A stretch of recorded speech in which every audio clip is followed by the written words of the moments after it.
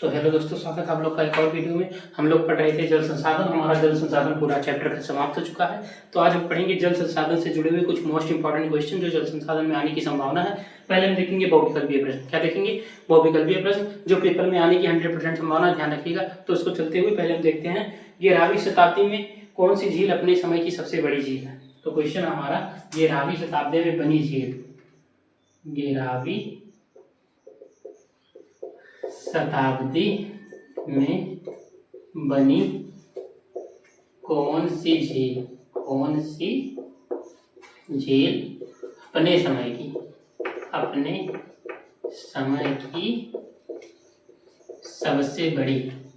सबसे बड़ी कृत्रिम झील है। ठीक, कृत्रिम झील है, हमारी सबसे बड़ी कृत्रिम झील है।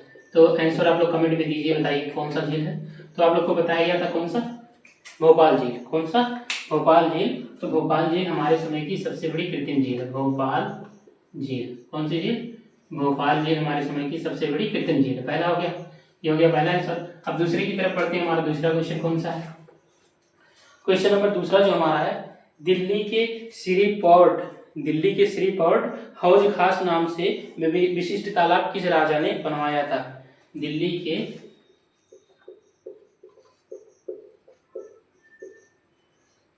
श्री पोर्ट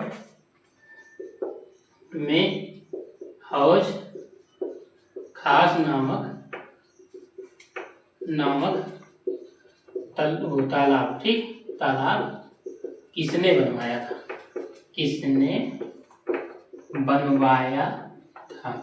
ठीक, तो किसने बनवाया था? ये आप सब लोग को बताया गया था कि प्राचीन जो बताए जा रहे थे, प्राचीन पॉइंट, उसमें बताया गया था कि दिल्ली के श्री पोर्ट में हौज खास नामक तालाब बनवाया गया था। किसके द्वारा? इल्तुतमिश के द्वारा। किसके द्वारा?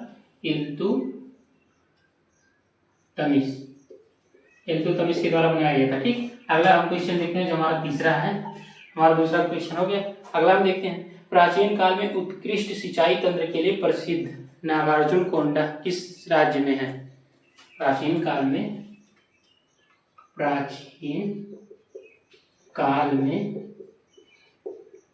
उत्कृष्ट सिंचाई के लिए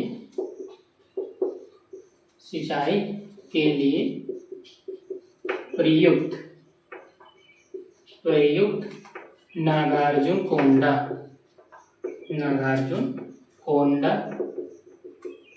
किस राज्य में है? ठीक, तो आप लोग कमेंट करके बताइए किस राज्य में। आप लोग को बताया गया था कि नागार्जुन कोंडा किस राज्य में है? आप लोग को बताया गया था आंध्र प्रदेश। क्या बताया गया था? आंध्र प्रदेश। उसमें लिखाया गया था कि नागार्जुन कोंडा आंध्र प्रदेश में है, कलिंग महाराष्ट्र में है। तो इसका आंसर है मध्य प्रदेश, आंध्र प्रदेश। ठीक, आंध्र प्रदेश ये हो गया। तो अगर आप लोग स्क्रीनशॉट लेना चाहें तो ले सकते हैं। फिर हम बढ़ते हैं आगे। ठीक, स्क्रीनशॉट ले लीजिए आप लोग, उसके बाद हम आगे बढ़ते हैं। तो बढ़ते हैं हम आगे। तो इसको रेशियो जा रहा है, ध्यान से देखिएगा। 3 क्वेश्चन हमारे हो गए हैं। चौथा क्वेश्चन हम देखते हैं। तो वेरी मोस्ट इंपॉर्टेंट क्वेश्चन है, तो ध्यान रखिएगा। क्वेश्चन नंबर 4 जो हमारा, किस नदी पर महाराष्ट्र द्वारा बनाया गया बांध? किस नदी पर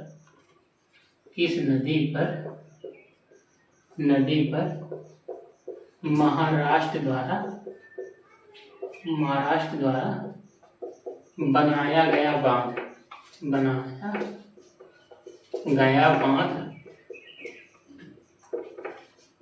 महाराष्ट्र, कर्नाटक तथा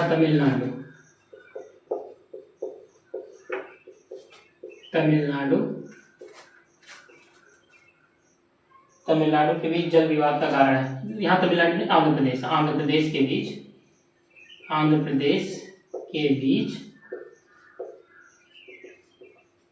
जल विवाद का कारण है। इसमें से कौन सा कारण है? आप लोग को बताया गया था नर्मदा नदी। कौन सा? नर्मदा नदी बताया गया था। उसमें बताया गया था विवाद का कारण हुआ था, उसमें नर्मदा आंदोलन चलाया गया था, नर्मदा नदी। ठीक, ये हो गया। हमारा अगला क्वेश्चन हम देखते हैं, क्वेश्चन नंबर 5। तो 4 क्वेश्चन हो गए हमारे, very very most important question है, ध्यान से सुनिएगा। अगला क्वेश्चन जो हमारा है, बांधों को किसने आधुनिक भारत का मंदिर कहा है? बांधों को किसने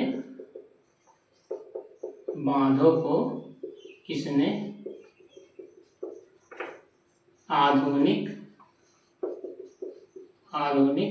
भारत का मंदिर कहा है? बांधों को किसने आधुनिक भारत का मंदिर कहा है? तो आप लोग को आंसर में बताया गया था, किसने कहा है? जवाहरलाल नेहरू ने। किसने? जवाहरलाल नेहरू ने। ठीक, आंसर हमारा इसका जवाहरलाल नेहरू ने बांधों को आधुनिक भारत का मंदिर कहा है। क्वेश्चन नंबर 6वां हम देखते हैं। 6वां जो हमारा है, क्वेश्चन नंबर 6वां हमारा है, 6वां, हीराकुंड परियोजना किस नदी बेसिन पे स्थित है? हीराकुंड नदी परियोजना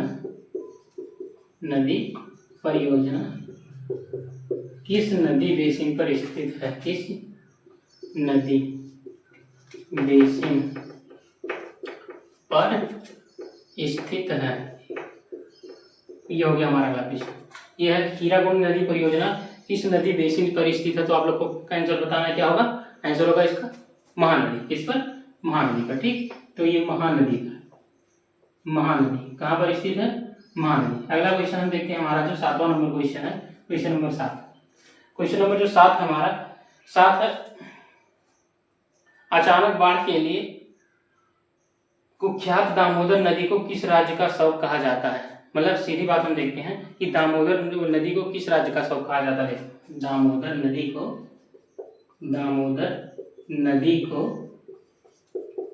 किस राज्य का शव कहा जाता है? दामोदर नदी को किस राज्य का शव कहा जाता है? तो आप लोग जानते होंगे दामोदर नदी को बंगाल का, कहाँ का? बंगाल का शव कहा जाता है, पश्चिम बंगाल। ठीक, बंगाल का शव कहा जाता है। तो अगर आप लोग स्क्रीनशॉट लेना चाहें तो ले सकते हैं, फिर आगे बढ़ते हैं। ये वेरी वेरी मोस्ट इंपॉर्टेंट बहुविकल्पीय प्रश्न है, ध्यान रखिएगा आप लोग। तो इसको एकदम अच्छे से याद रखिएगा। हर चैप्टर का आप लोग को बहुविकल्पीय प्रश्न दिया जा रहा है। अगर इसको आप तैयार कर लेंगे तो आपका 20 नंबर बहुविकल्पीय वाला फिक्स रहेगा, ध्यान रखिएगा। अगला क्वेश्चन हमारा, सरदार सरोवर बांध किस नदी पर बनाया गया है? 8वां क्वेश्चन जो है, सरदार सरोवर बांध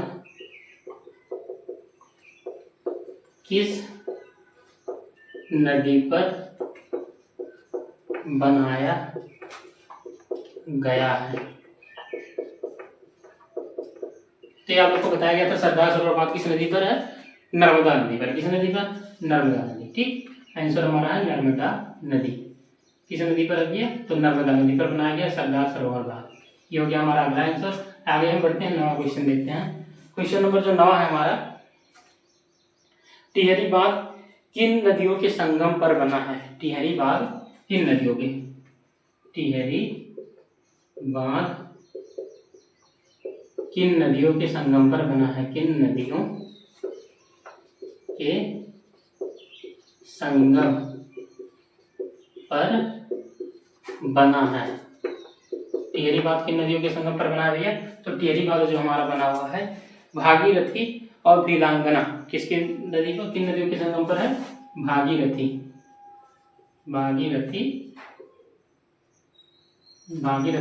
और वीलांगना। कौन सी नदी है? वीलांगना। ठीक, ये 2 नदियों के संगम पे बना हुआ है कौन सा बांध? टिहरी बांध। अगला क्वेश्चन हम देखते हैं 10वां। क्वेश्चन नंबर 10वां जो हमारा है, भारत में औसत वार्षिक वर्षा कितनी है? तो भारत में औसत वार्षिक वर्षा कितनी है?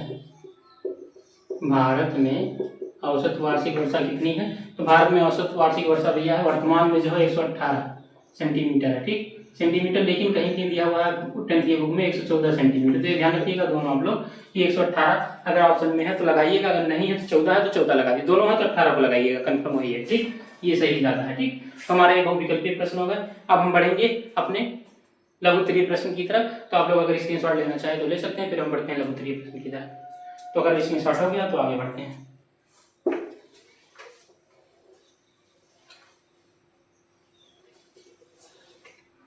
आगे हम बढ़ते हैं लघु उत्तरीय प्रश्न। लघु उत्तरीय प्रश्न, लघु उत्तरीय प्रश्न हम देखते हैं हमारा इसमें पहला रहेगा। तो आगे बढ़ने से पहले थोड़ा हम पानी पी लेते हैं।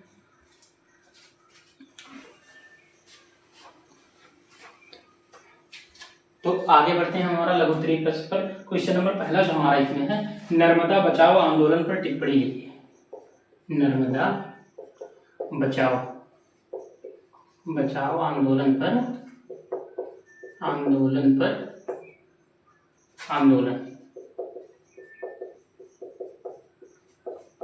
टिप्पणी लिखिए। ठीक, नर्मदा बचाओ आंदोलन पर टिप्पणी लिखिए। तो नर्मदा बचाओ आंदोलन पर टिप्पणी लिखना है। तो आप लोग को बताया गया पीछे नर्मदा बचाओ आंदोलन आप लोग को पीछे पढ़ाया गया है, उसमें वेरी मोस्ट इंपॉर्टेंट टॉपिक भी लिखाया गया नर्मदा बचाओ आंदोलन का। और उसमें अगर आप लोग देखिएगा, अगर आप लोग नहीं लिख पा रहे हैं तब बताइएगा, कमेंट करिएगा, मैसेज करिएगा हमारे पास, आप लोग को इसका भी सोल्यूशन दे दिया जाएगा। ठीक, लेकिन फिलहाल अभी वीडियो बहुत ज्यादा लंबा हो जाएगा, तो इसलिए वेरी मोस्ट इंपॉर्टेंट क्वेश्चन इसमें दिया जाएगा। ठीक, तो हमारा पहला क्वेश्चन है नर्मदा बचाओ आंदोलन पर टिप्पणी लिखिए। तो नर्मदा नदी पर बनाया गया था, जो बाद हम देखते हैं प्राइवेट कंपनी बना रही थी, जिसके चलते वहां के लोगों को लगा कि हमारे लिए अच्छा नहीं है। ठीक, तो पहले बताया गया था कि क्षेत्रों को लेकर बताया गया था, पेड़ पौधों को, वनों को लेकर, लेकिन बाद में इसका उद्देश्य काफी सिंचाई उचाई से जोड़ दिया गया था, इसलिए लोग तैयार हो गए थे। ठीक, अब हम बढ़ते हैं आगे। दूसरा क्वेश्चन हम देखते हैं हमारा। दूसरा क्वेश्चन जो है, व्याख्या करें कि जल किस प्रकार नवीकरणीय योग्य संसाधन है। व्याख्या करें कि जल किस प्रकार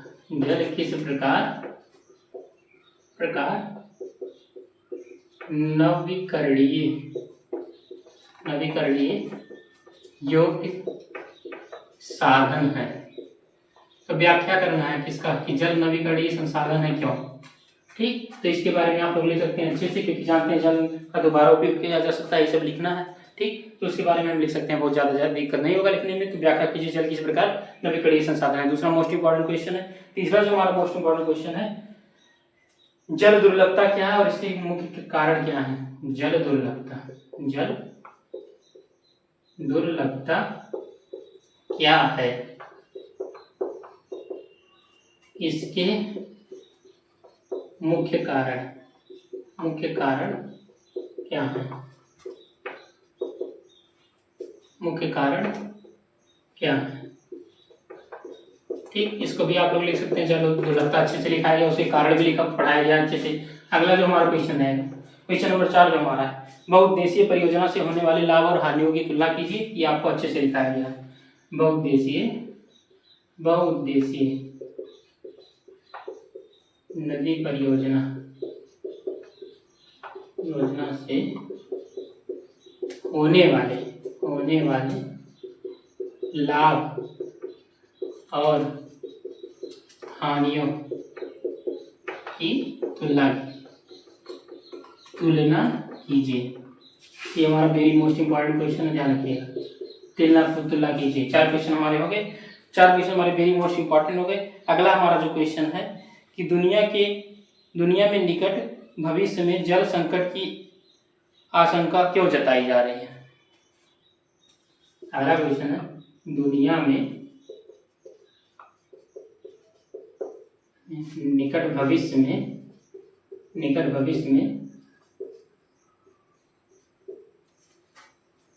जल संकट की आशंका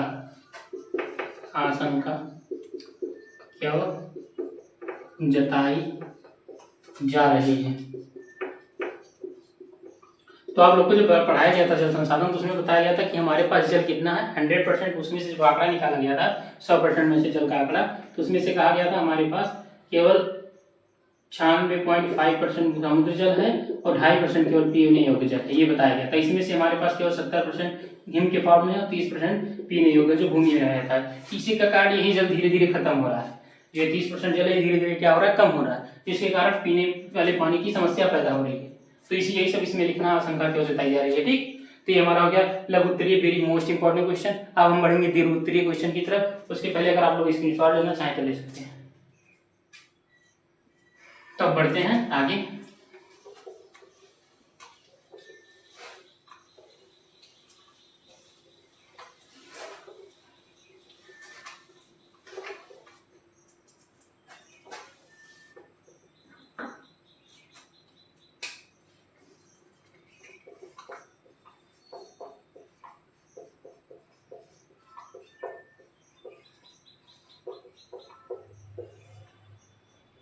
दीर्घ उत्तरीय प्रश्न में हम देखते हैं। तो दीर्घ उत्तरीय प्रश्न में जो हमारा पहला क्वेश्चन है, पहला क्वेश्चन हमारा राजस्थान के अर्ध शुष्क क्षेत्रों में वर्षा जल संग्रहण किस प्रकार किया जाता है।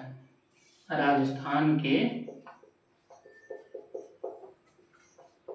अर्ध शुष्क क्षेत्रों में, अर्ध शुष्क क्षेत्रों में वर्षा जल संग्रहण किस प्रकार किया जाता है, किस प्रकार किया जाता है वर्णन कीजिए, वर्णन कीजिए। ये वेरी मोस्ट इंपॉर्टेंट क्वेश्चन है, ध्यान रखिएगा, ये वेरी मोस्ट इंपॉर्टेंट क्वेश्चन है इस चैप्टर का। अब हमारा जो दूसरा क्वेश्चन देखते हैं, दूसरा क्वेश्चन, ठीक। दूसरा जो क्वेश्चन हमारा, परंपरागत वर्षा जल संग्रहण की पद्धतियों को आधुनिक काल में अपनाकर जल संग्रहण, जल संरक्षण एवं भंडार किया जा रहा है, वर्णन कीजिए।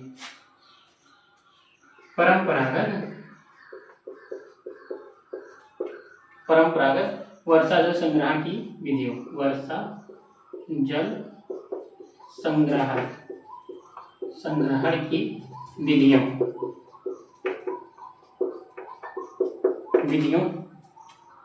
को आधुनिक काल में अपनाकर, विधियों को आधुनिक काल में अपनाकर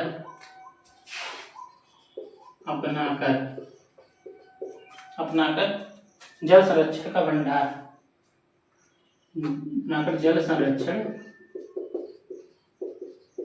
का भंडारण किया जा रहा है, वर्णन कीजिए। क्या करना है, वर्णन कीजिए, ठीक। तो वर्णन कीजिए किस प्रकार पुरानी पद्धतियों को अपनाकर जल संरक्षण का भंडारण किया जा रहा है, ठीक, उसी को वर्णन करना है। तो ये बहुत आसान है, इसमें कुछ नहीं लिखना, वर्षा जल संरक्षण के बारे में लिखना, कैसे बचाया जा रहा है पुरानी विधि के द्वारा, वही इसमें वर्णन करना है। अगला जो क्वेश्चन हमारा, 5 राज्यों के बीच जल विवाद का कारण बन रहे हैं, उदाहरण देकर समझाइए। 5 राज्यों के बीच जल विवाद का कारण बन रहे हैं, उदाहरण से समझाइए, उदाहरण सहित समझाइए, ठीक। ये हो गया हमारा वेरी मोस्ट इंपॉर्टेंट क्वेश्चन। तो अब ध्यान रखिएगा, हमारा चैप्टर ही समाप्त हो रहा है। इसमें हमारा वेरी मोस्ट इंपॉर्टेंट क्वेश्चन भी बता दिया गया आप लोग को तीसरे चैप्टर का। तो अब अगला चैप्टर हमारा जल्दी शुरू किया जाएगा, चैप्टर नंबर 4, ठीक। तो अभी ध्यान रखिएगा, इतिहास का 2 ही चैप्टर पढ़ाया गया है, फिलहाल अभी भूगोल पढ़ाया जा रहा है। तो भूगोल का कुछ चैप्टर कवर करने के बाद जब लगेगा कि इतिहास और भूगोल में दोनों लगभग समान चैप्टर बचे हुए हैं, तब फिर शुरू किया जाएगा हिस्ट्री को, ठीक। हाल ही में अभी ये 1-2 चैप्टर और पढ़ लेंगे भूगोल, उसके बाद फिर हिस्ट्री शुरू किया जाएगा। तो हम देखते हैं, अभी हमारा अर्थशास्त्र और नागरिक शास्त्र का चैप्टर भी नहीं शुरू हुआ है, वो भी हाल ही में शुरू कर दिया जाएगा। तो ध्यान रखिएगा आप लोग। तो अब जाने से पहले चैनल को सब्सक्राइब जरूर करिएगा।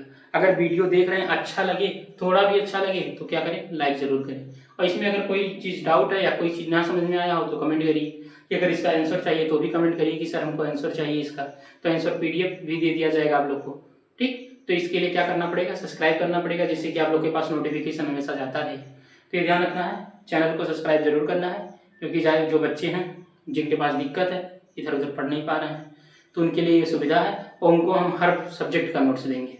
क्या देंगे, हर सब्जेक्ट का नोट्स। जैसे मैथ का कोई दिक्कत ही नहीं है, मैथ का तो क्लास चलाया जा रहा है कुलदीप सर के द्वारा, तो उसमें मैथ में कोई दिक्कत नहीं है। बात बची है साइंस की, उसके बाद आपको बचा हुआ मेन सब्जेक्ट जो है साइंस ही है।